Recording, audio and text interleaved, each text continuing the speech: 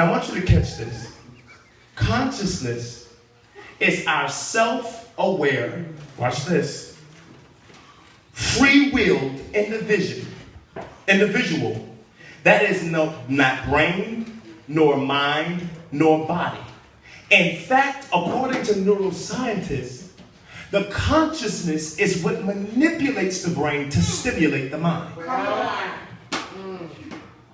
Got that? All right. As we go home, our brain processes over 400 billion bits of information in a second. Do y'all hear that? In 1 second, your brain collects 400 billion bits of information per second. Y'all got that? They are currently aware of 2,000 of those bits of information. They are all summed up or related to these three things. Number one, body. Number two, environment. And number three, time. Okay? Now understand that those three things are the things that we base our self-awareness off. Our body, y'all know y'all don't care about this stuff, but somebody actually wants to live a better life. The body, the environment, and the time. Which means that I'm only conscious of those things most of the time. I'm always conscious about my body. That's why we're so self-conscious.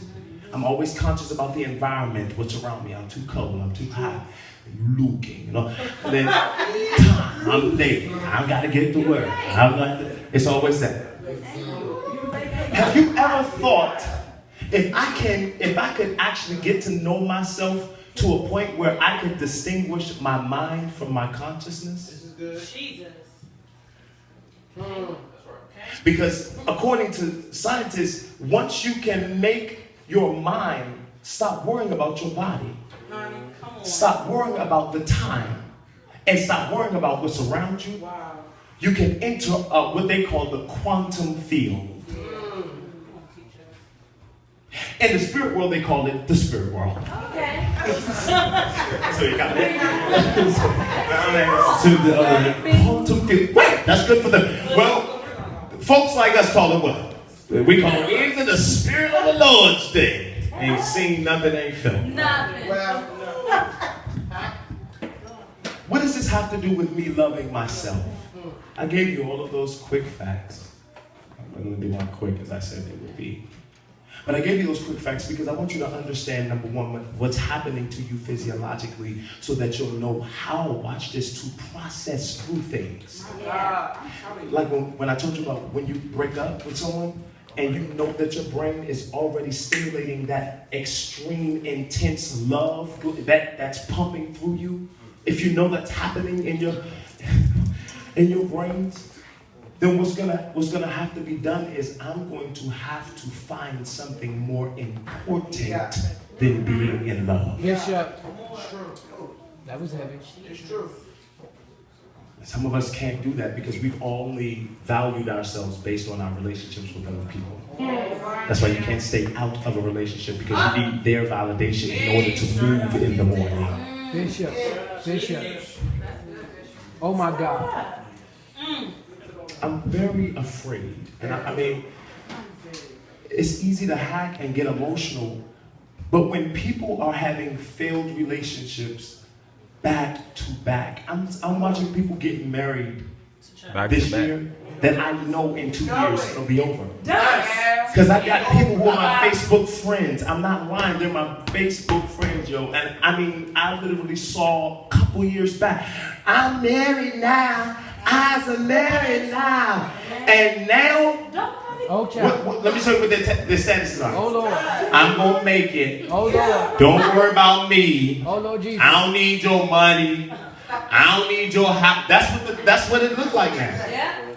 Bitterness. Because what we don't understand is that moment of falling in love, it's a moment. But if you're not, watch this, but if you're not used to being in the moment, then you'll be stuck at that moment. That particular. And some of us are doing things to remind ourselves of that moment that we were conscious. But that's why in the East they teach, and I'm going to let y'all go, in the East they teach that when you become conscious, when you know where you are and who you are and why you are, at that moment you have arrived. In the West, we teach, get a house, get a car, get picket fence, get 2.5 kids, get a dog, make sure, that's what we sell. But at the end of the day, we have no peace because we never arrive. And once we do arrive, we're not used to being in the moment, so we have no emotional response. No emotional. Wow. We go home, it's sad that a lot of us are still striving to do things but be nothing. Oh my God. We're striving to have things, but we're not worried about what we're becoming. If all these hurtful processes are in your life, what do you think you're going to become? At some level, you got to learn how to protect your heart. The Bible says, guard your heart with all diligence. I ain't saying nothing. With all diligence means stop being an idiot. Pay attention and don't let everybody in. I love everybody, but everybody's not in my heart. I'm sorry, I'm not saying lie to you, trying to be I'm the best. I don't care what you think. I will say it again. I love everybody, but they're not in my heart.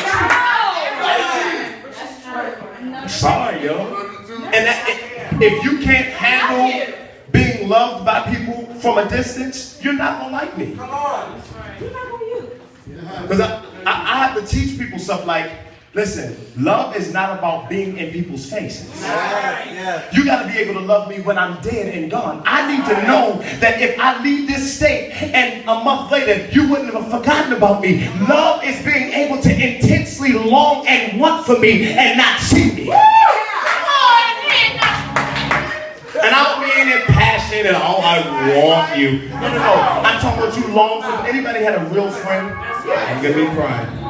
But if you have a real friend, you understand what it feels like when you fall out and you want to call him, you want to call her, but y'all mad at each other, so you trying to hold out to see if she gonna hit you back. Oh, y'all ain't never been there. It bees like that. It does. It happens. But at the end, that longing for the relationship is natural.